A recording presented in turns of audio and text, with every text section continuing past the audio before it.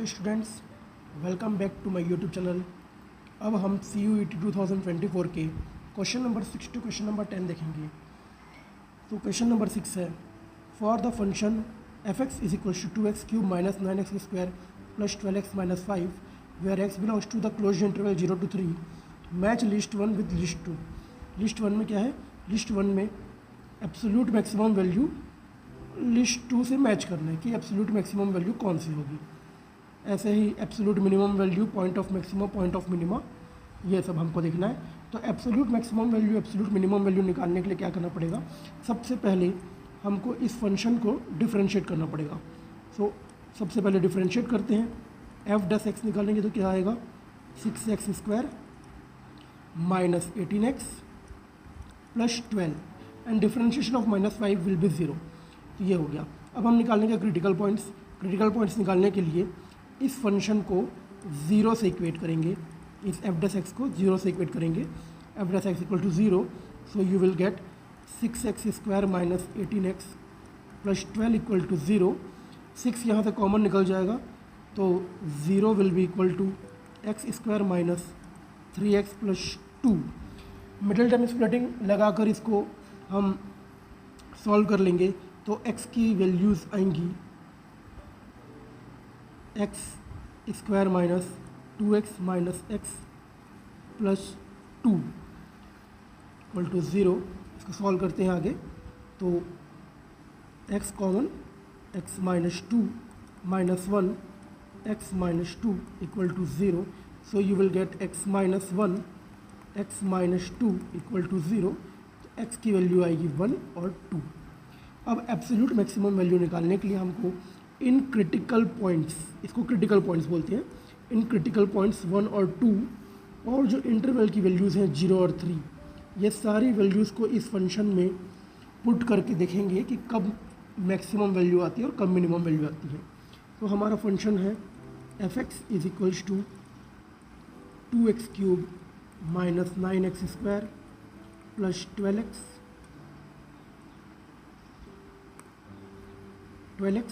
Minus 5। सबसे पहले put करते हैं x इक्वल टू 0। तो फंक्शन की value at x equal to 0 क्या होगी?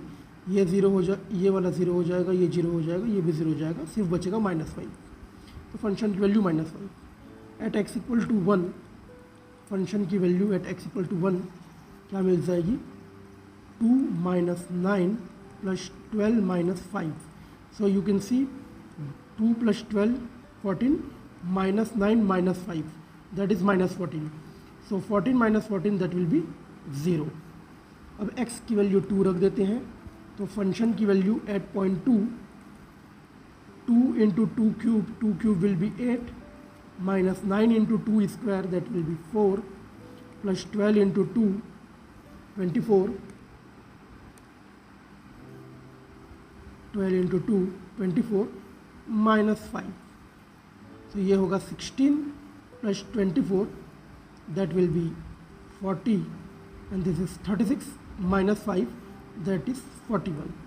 40 minus 41 will be -1 and now at x equal to 3 the value of the function f of 3 will be 2 into 3 the cube, so that will B 27 minus 9 into 3 the square that will B 9 plus 12 into 3 minus 5. So you can see here you will get 54 plus 36 that will be 90 और यहाँ से minus 81 minus 5 that will be 86. So you will get 4. So now you have the values at x equal to 0 you got -5, x equal to 1 पे आपको मिल गया 0, x equal to 2 पे मिल गया -1, x equal to 3 पर मिल गया 4। अब इन वैल्यूज़ में से -5, 0, -1 और 4 में से मैक्सिमम वैल्यू क्या है? 4 है। तो यही हमारा एब्सोल्यूट मैक्सिमम वैल्यू है। तो एब्सोल्यूट मैक्सिमम वैल्यू क्या आया? 4 आया। Means you can C a का 4 देखो, a का 4, लेकिन इसमें भी a का 4 है, इसमें भी है, इसमें भी है। ये ऑप्शन 2 पर a का 4 नहीं है, ये ऑप्शन कैंसिल हो गया। अब ये a का वैल्यू 4 कब आया? जब x की वैल्यू 3 थी। इसका मतलब पॉइंट ऑफ मैक्सिमा क्या होगा, 3 होगा। Point of maxima 3, point of maxima 3 है, इसका मतलब c का वैल्यू 1, c का वैल्यू 1, यहाँ c का वैल्यू 2 है, तो ये कैंसिल हो गया। अब हमको देखना है minimum value, absolute minimum value क्या आएगी, वो होगी -5।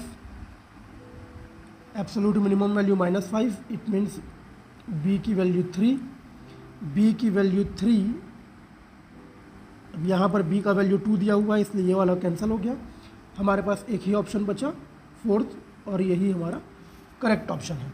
तो a का वैल्यू 4, b का 3, c का 1 और d का 2। Now let us see the next question, question number 7.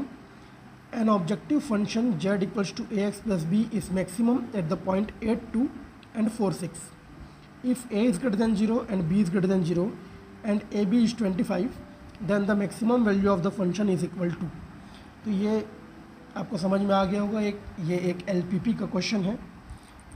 यहाँ हमको z equals to a x plus b दिया हुआ है, जो कि हमारा ऑब्जेक्टिव फंक्शन है।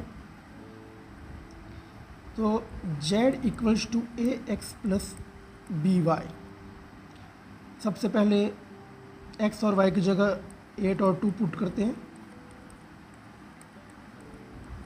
तो आपको मिलेगा z equals to 8a plus 2b, और 4 और 6 पुट करते हैं, तो आपको मिलेगा z इज इक्वल्स टू, ये दोनों पे अलग अलग वैल्यू आएगी, तो जिसको z1 मान लेते हैं z1 और इसको मान लेते हैं z2, ये हो जाएगा 4a प्लस 6b। लेकिन ये बोला है कि maximum at points this and this, दोनों पे मैक्सिमम आ रहा है, और मैक्सिमम वैल्यू आएगा तो वो एक ही वैल्यू होगा। It means that z1 equals to z2, okay, equals to z, तो दोनों वैल्यूज़ इक्वल होंगी, z1 और z2 इक्वल होगा, z1 और z2 इक्वल होगा, तो हमको मिलेगा 8a plus 2b equals to 4a plus 6b। So transfer it and get the answer. यहाँ से मिलेगा 4a is equals to 4b, 4 will be cancelled out, so you will get a equal to b। इसका मतलब ये हुआ कि a और b equal है, और हमको दिया हुआ है कि a और b 25 के बराबर है।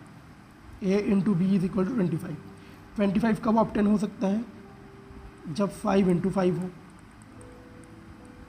तो a is equal to b। अब आपको a और b का वैल्यू मिल गया, जो कि है 5, so A B is equals to 5। इस a और b की वैल्यू को z1 और z2 कहीं पर भी पुट करो, उससे हमको मिल जाएगा हमारा आंसर। सो मैं z1 पुट करता हूँ 8 into 5 plus 2 into 5, so you will get 40 plus 10, that will be 50। Our answer is 50, option 2 is correct. Even if आप यहाँ पुट करोगे 4 5 जा 20 एंड 6 5 जा 30, so 20 plus 30 will be 50. Let's move on to the next question, that is question number 8. Here you have to find out the area of the region bounded by the lines x plus 2y equals to 12, x equal to 2 and x equal to 6, and the x-axis. Okay, so first of all, making a rough diagram of this, x plus 2y equal to 12, so x by 12 plus 2y by 12 is equals to 1. So you can see that intercept is been cut on 12 for the x, and for the y it is at 6. मतलब x को intercept 12 पे काट रहा है और y को 6 पे काटेगा, क्योंकि 2 1 जा और 2 6 जा 12. So suppose I am taking it 2 4 6 8 10 12.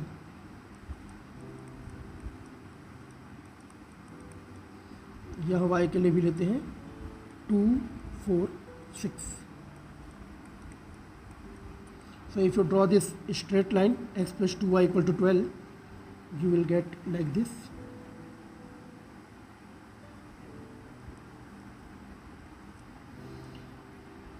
Another line is given to you, x equal to 2. So this will be x equal to 2. Another line is x equal to 6. So this is your x equal to 6.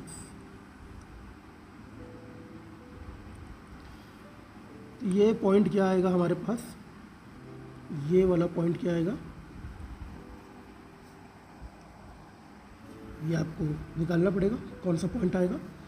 तो यहाँ x equal to 6 है, इसको इसमें put करके देखते हैं line के equation में। तो हमको मिलेगा 6 plus 2y equal to 12. So 2y is equal to 6, y will be equal to 3.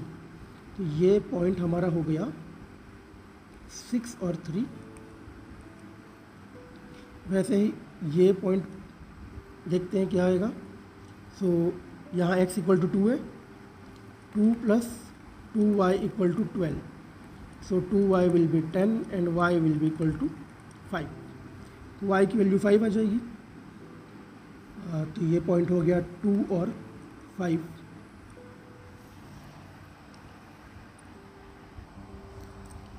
वैसे तो ये इंटीग्रेशन का क्वेश्चन है, पर आप बिना इंटीग्रेशन के भी इसको सॉल्व कर सकते हो। सपोज कि ये line parallel to x axis है, तो जब यहाँ y की वैल्यू 3 है, ये लाइन भी आगे चल के y को 3 पे मिलेगी। ये पॉइंट क्या हो जाएगा, ये पॉइंट हो जाएगा 2 और 3, ये पॉइंट होगा 2, 3। सो आप देख सकते हैं कि यहाँ पे ये हमारे पास एक रेक्टेंगल है और ये एक ट्रायंगल है। रेक्टेंगल का एरिया क्या होता है, area of rectangle,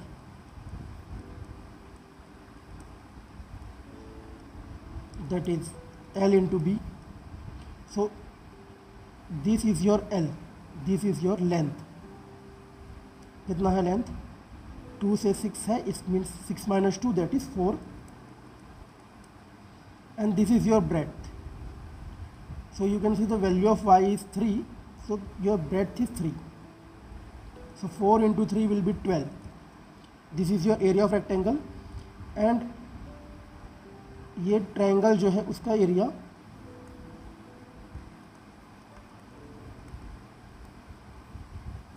of triangle half into base into height,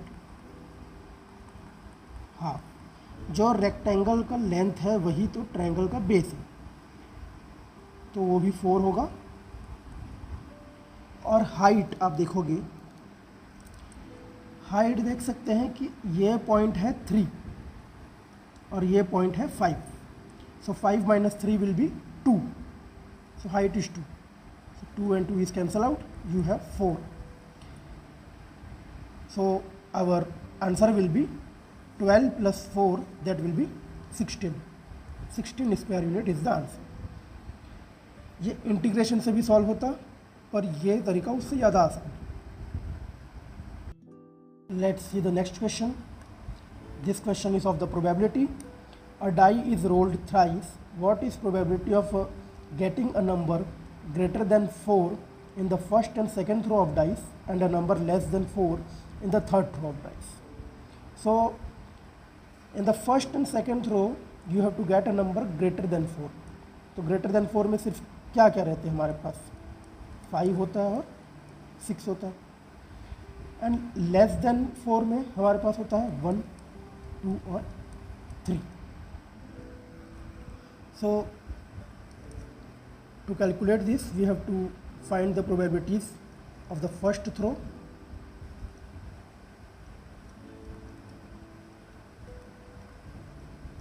multiplied by second throw and multiplied by third throw.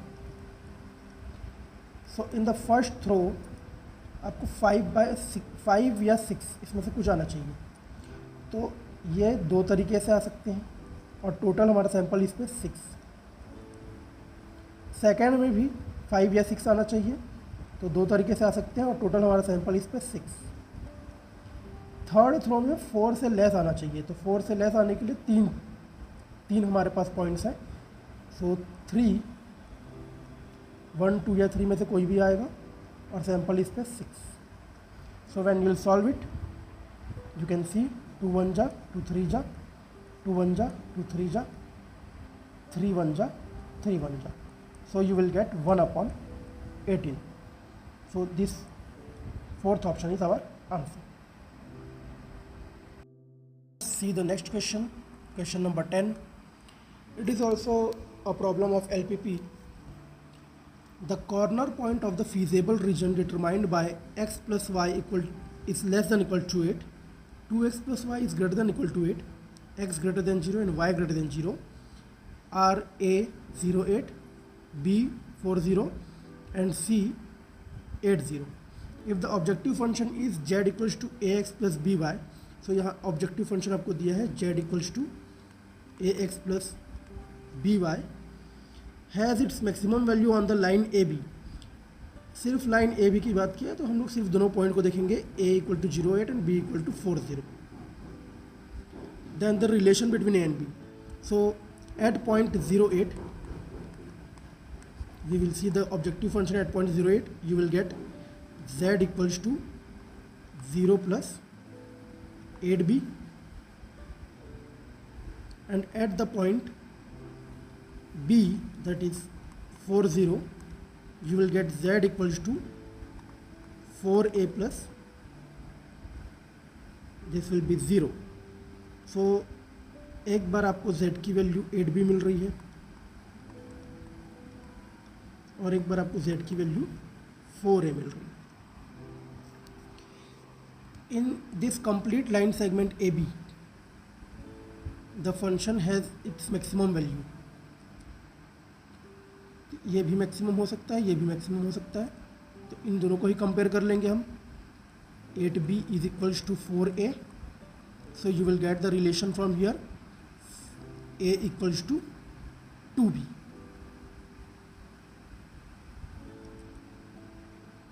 So option 2 is your correct answer. For more updates, subscribe the channel